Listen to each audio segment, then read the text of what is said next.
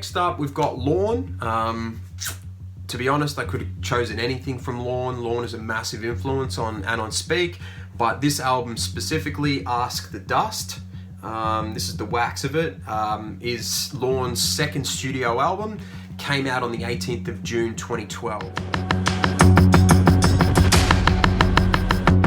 So Lorn is Marcos Ortega, who's also in a group called Amiga Clash with Adoptahighway, another producer, and he's also done other works under the Wednesday Sound label with his sort of partner in that, Dolor, so D-O-L-O-R. He can sort of best be described as a beat music musician, works within an electronic space, instrumental hip-hop, and also glitch hop, and more recently sound design, which I'll get to in a minute.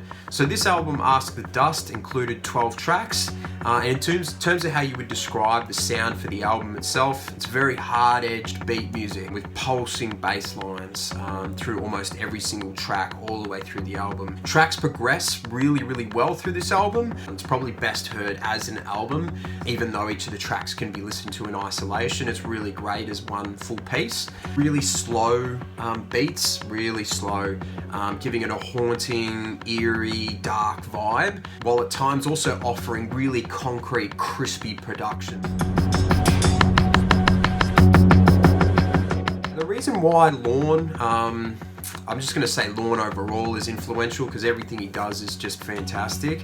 It's mostly because from this album, Ask the Dust onwards, he started to move more into that sound design space that become really evident from about 2012 onwards. We've got a massive appreciation of good cinema, horror, dramas, sci-fi, and he weaves a lot of those sounds into the music that he creates, and uses lots of space and lots of restraint in his production, mostly from this point on. Prior to this, it was very much more hip-hop, straight up beat music, but from this point on, from Ask the Dust, it started to get a bit more obvious that he was getting into that sound design space and that things were getting darker and more moodier. The complexity of the layers in each of the tracks are really compelling, while placing strong emphasis on the bass and the beat. We love that. Bass, beat, that combination is just enough for us. We really like electronically created beats and bass sounds, and that complexity of the layering of that with those sound design elements is really evident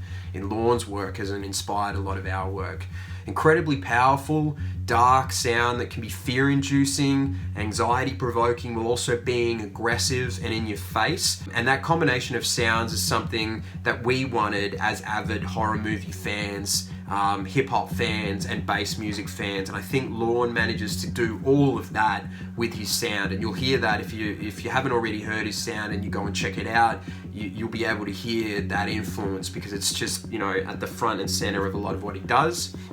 And finally, the experimental use of field recordings, synths, analog and digital sounds to create a cohesive set of really brooding soundscapes is fantastic. We really love the influence and are influenced by that range of mediums that he uses in the development of his sound. And so Lorn, Ask the Dust, and pretty much anything from that point forward, even Remnant, The Guardian, and The Map, actually, that recently came out. All of his stuff from around 2012 onwards, check it out. Lorn, fantastic.